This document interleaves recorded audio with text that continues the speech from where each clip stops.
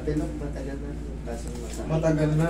Masakit pa rin. Kailan yung matagal na, sir? May 5 taon na? Wala niya. 1.5? Yeah. Paano po siya sumasakit? Pag naglalakad, tumatakbo? Pag nakaganyan, nakapenetrate na ganyan. Tapos, sa normal walk, umiinda ba? Medyo. Medyo sa normal walk. Sige, higa ka, sir. Paano pong tapilok nyo? Sa basketball o Basketball. O nalaglag kayo sa mga hagdan kung saan? Basketball. Basketball, sige. Tagal na, 1.5 years. Pero hindi pa rin humupa. Ito na, isa na to sa mga part na tinatawag na naglaman. Kung makikita mo, lapitan mo pa. Tingnan mo yung buto niya. Tingnan mo yung, pero hindi to buto. Ayan, yan yung sinasabi naglaman, napipindot eh. Pero to flat. Ito yung sumasakit sa kanya eh. Sige. Pag ginanito ko, sir, yung pag ganito, Okay lang. okay lang.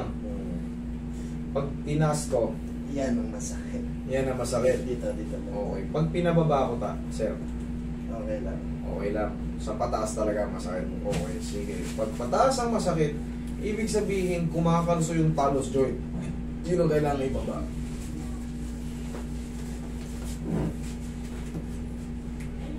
Ang kailangan maramdaman nyo dito, umina siya. Maliit na. Kumbaga, parang ngalay na lang.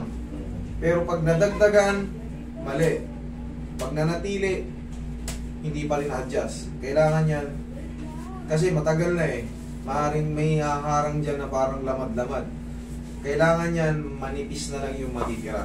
Yun ang kailangan maramdaman ni sir. Hindi ko nararamdaman nyo, basta sabihin nyo lang yung totoo kung ano yung after adjustment.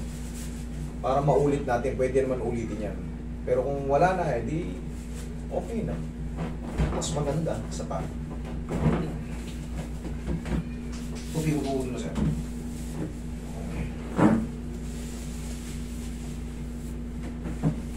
Huwag mo lang lalabanan.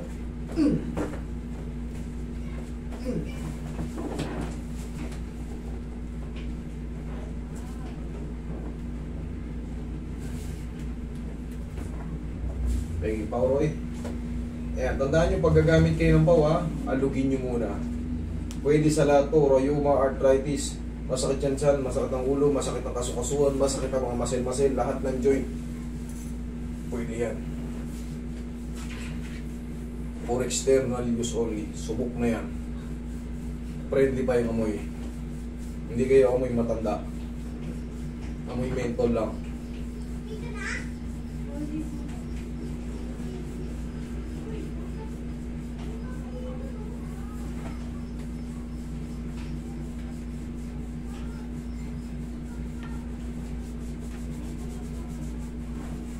Sa mga beginner na nagmamassage, pwedeng ganyan nyo lang yan. Huwag hindi nyo na kailangan gabay-gabay patinan. Hanapin nyo na ipit na ugat. Hindi yung totoo.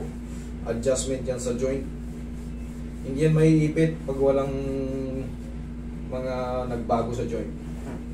Kaya yung hilot lang nagaganunin, tatawid-tawirin sa susundan yung ugat. Yun totoo. Damay na rin yan pag ginanito mo.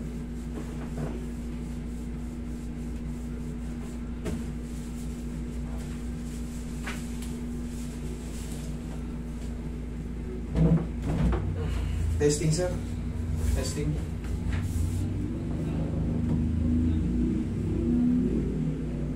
Ha? Nawala. Nawala? Ay, thank you Lord. Lakad mo nga sir. Baka moment, di mo na maitini. Subukan natin lahat para sa ayos na. Hindi ko kasalanan mo ha. Punta ka rito. Sarado ko lang din itong